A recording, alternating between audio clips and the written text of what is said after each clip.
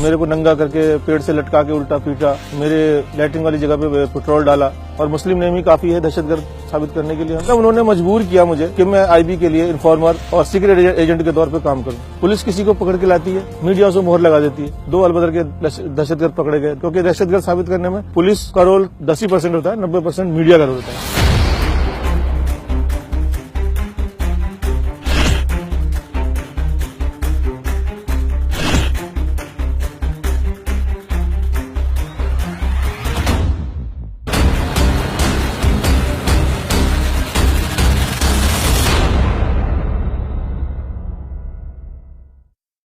1991 में मेरे भाई के हाथों से एक झगड़ा हो गया, उसमें एक आदमी का मर्डर हो गया, उनके दोस्त का। उसके सिलसिले में वो 25 सालों से जेल के अंदर है। मैं वहां उनसे मिलने जाया करता था, तो वहां से पुलिस वालों ने मुझे वॉच करना शुरू किया। किडनैप करके मुझे ले गए मोरिस नगर क्राइम ब्रांच में।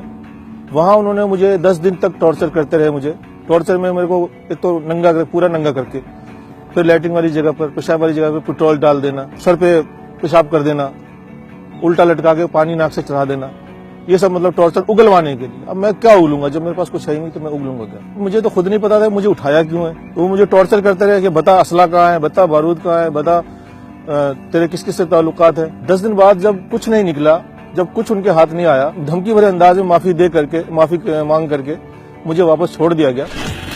उसके ठीक 4 महीने बाद क्राइम ब्रांच चाणक्यपुरी वो मुझे उठा के ले जाता है। सेम वही कहानी दोहराई जाती है। 8 दिन बाद वो भी इसी तरह माफी मांग करके, भाई हमने गलत आदमी उठा लिया, हमें गलत इन्फॉर्मेशन मिली और आपका कुछ नहीं निकला तो हम आपको छोड़ रहे हैं, लेकिन आप जो है आगे हमारे खिलाफ मत जाना। अब हमारी इतनी हैसियत नहीं थी कि हम उनके खिलाफ जाते, तो हमारे फादर ने जो भी कंप्लेंट की थी उस वक्त भी वो वापस ली गई। आईबी वाले धोला कुआं से उठाकर ले जाते हैं तो सीधा सीधा डील। एक दिन टॉर्चर किया, दूसरे दिन उनके बड़े अफसर आए, उन्होंने सीधा बोला डील है भाई हमारी, या तो इनकाउंटर कर देते हैं तेरा, कि तेरे जैसे लोग बहुत मरते हैं दुनिया में, कोई फर्क नहीं पड़ता हमें, और मुस्लिम नेम ही काफी है दहशतगर्द साबित करने के लिए हमें। या तो तू हमारे लिए इन्फॉर्मर का काम कर, या मर, या फिर जेल जा। मेरे पास और कोई ऑप्शन नहीं था, कोई रास्ता नहीं था, क्योंकि आप इतनी बड़ी एजेंसी से उलझ नहीं सकते, आप इतनी बड़ी पुलिस फोर्स से उलझ नहीं सकते।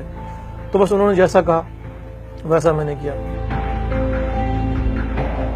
फिर 2001 से ये कहानी शुरू होती है। मैं वहां से उनके लिए काम करता रहा, जासूसी करता रहा। वो मुझे काम बताते थे, किसके पीछे लगना है, कहाँ जाना है, किसका पीछा करना है, किस इलाके में रहना है आपने जाकर, किस पर वॉच रखनी है। उस काम के मुझे वो 7,000 महीना तनख्वाह भी देते थे उस टाइम। 2 कश्मीरी लड़के के साथ, एक का नाम इम्तियाज था, एक का फैयाज था। मुझे जम्मू के रास्ते कश्मीर भेजने की कोशिश की भी, तो मुझे इंटेलिजेंस आर्मी ने पकड़ लिया।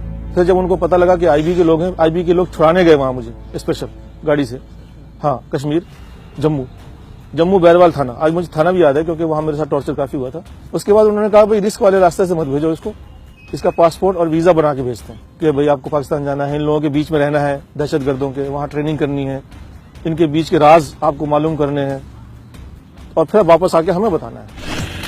2005 में उन्होंने मुझे कुछ इस तरह के काम बताने शुरू किए जो मेरे जमीर को गवारा नहीं हुआ, तो मैंने मना करना शुरू कर दिया कि आप मुस्लिम इलाकों में रहो, वहां लड़के देखो जो मजहबी टाइप के हों, उनको तैयार करो पाकिस्तान जाने के लिए।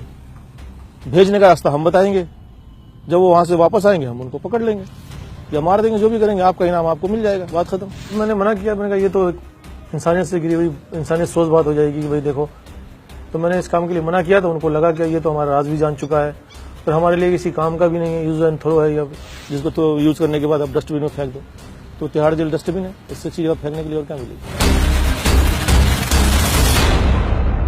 2005 में 12 दिसंबर को 4 बजे के आसपास मेरे पास फोन आया कि आप अपनी तनख्वाह तो ले जाओ आकर के यार। उसके बाद 4 बजे एक गाड़ी आती है सफेद रंग की, उसमें 5-6 लोग होते हैं, मुझे बैठने के लिए कहते हैं। मैं बैठ जाता हूँ, क्योंकि मेरे अपने लोग हैं वो। जैसे मैं बैठता हूँ, मेरे को गन लगा दी, मेरी आंखों में पट्टी बांधी और मेरे मुंह पे कपड़ा डाला, सीट के नीचे बिठा दिया, सीट पर उतार के मुझे सीट के नीचे बिठा दिया, और वो गाड़ी 1-1.5 घंटा चलती रही, और मुझे वो किसी खुफिया जगह पे ले गए अपनी। तो टॉर्चर वगैरह किया थोड़ा मेरे को, और फिर बोला आपको 5-7 साल के लिए बुक कर देते हैं, हमने आपको बहुत पाल लिया, बहुत खिला लिया, अब थोड़ा चर्बी जो चढ़ी है ना पर, वो थोड़ी चर्बी कम कर देते हैं। और जेल में रह करके अगर आपका दिमाग ठिकाने आ जाए, आप हमारे लिए राजी हो जाओ काम करने के लिए, तो हम वापस भी छुड़ा लेंगे आपको। हमारे फादर ढूंढते रहे, बहुत बुरी तरह ढूंढते रहे। अच्छा, इनके क्या अल्फाज थे कि एक बंदा आतंकवादी के तौर पर हम दिखाएंगे तो अच्छा नहीं लगता, एक बंदा और चाहिए।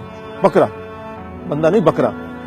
तो उस बकरे के तौर पर मेरे मुकदमेवार को, जो मेरा मामू का लड़का है, तो उसको 22 दिसंबर को उठाया कश्मीरी गेट से, फिर उसको लाके भी मेरे साथ रख दिया।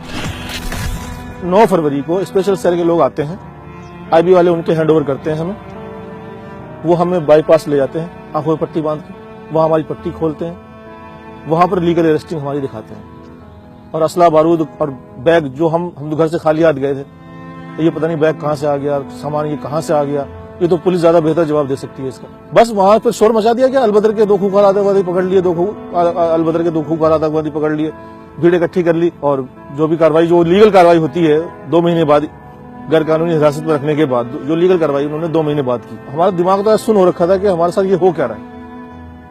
जो बैग उन 2 लड़कों के साथ पकड़े गए थे वो हमारे सामने खोल दिया, मीडिया के सामने शोर कर दिया, आतंकवादी पूरी दुनिया में बदनाम कर दिया। घर में कमाने वाला मैं 10 लोगों का परिवार में अकेला था, वो बर्बाद हो गए सारे, भूखे मरे। फिर मेरी वाइफ ने लोगों के घरों में जाके काम किया, बर्तन मांजे, क्या क्या किया उसने, कैसे कैसे जिंदगी गुजारी वो मैं 5 साल नहीं बता सकता कि उसने 2-2 दिन भूखी रहे बच्चों के स्कूल नहीं गए वो 5-4 साल। मीडिया को बहुत बड़ा जिम्मेदार मानता हूँ। पुलिस किसी को पकड़ के लाती है, मीडिया उसे मोहर लगा देती है। अरे अभी कोर्ट ने प्रूफ नहीं किया, कोर्ट पे इल्जाम साबित नहीं हुआ, कोर्ट ने अभी बात गई नहीं, और आपने पहले ही साबित कर दिया, मोहर लगा दी। और मुसलमान है तो हर कोई मान भी लेता है, मुसलमान है दहशतगर्द होंगे। उसके बाद हम लोगों को जेल भेज दिया गया। पुलिस वालों को पता था इनकी हैसियत नहीं वकील करने की, उन्हें पता था सरकारी वकील ले लेंगे और चुपचाप सजा खा करके 5-7 साल 10 साल जो भी होगी चुपचाप अपना घर बैठेंगे। लेकिन इस बीच में इंसानी हमदर्दी के नाते एक सुफियान साहब एडवोकेट हैं, उनको जब पता लगा मेरे मामले का, और जो मेरा मुकदमेवार था, मेरे साथ मेरा भाई था, वो थोड़ा अच्छी फैमिली से बिलोंग करता है, तो उनके भाइयों ने बहुत मेहनत की, उनके भाइयों ने वकील खड़े किए, उन्होंने हाई कोर्ट में एप्लीकेशन लगाई इस बात के लिए कि इस केस की दोबारा जांच की जाए कि ये झूठा केस है, सीबीआई के हैंडओवर किया जाए। और उस वक्त के जो जज साहब थे उन्होंने माना, सबूत देखते हुए, कि ये पहली नजर में लगता है कि ये झूठा केस है।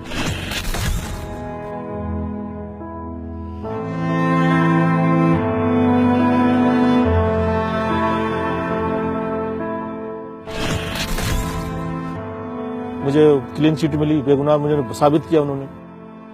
मैं बस एक शेर में अपनी बात, शायद मैं पूरी बात कह पाऊं, कि उसी का शहर, वही मुद्दई, वही मुंसिफ, मुझे यकीन था मेरा कसूर निकलेगा, जो खो गया है उसे ढूंढना तू ए नासिर, यहाँ जो डूबा है जाकर के दूर निकलेगा। मैं कहता हूँ इंसाफ मिला, लेकिन मुझे ये 25% मिला, 100% इंसाफ मैं इसको नहीं कहूँगा। क्योंकि 100% इंसाफ जब होता जब उन पुलिस वालों के खिलाफ कार्रवाई होती, किसी की पूरी फैमिली, पूरी जिंदगी तबाह कर देते हैं और आप अपने ऑफिस में आराम से बैठते हैं, ये इंसाफ नहीं है।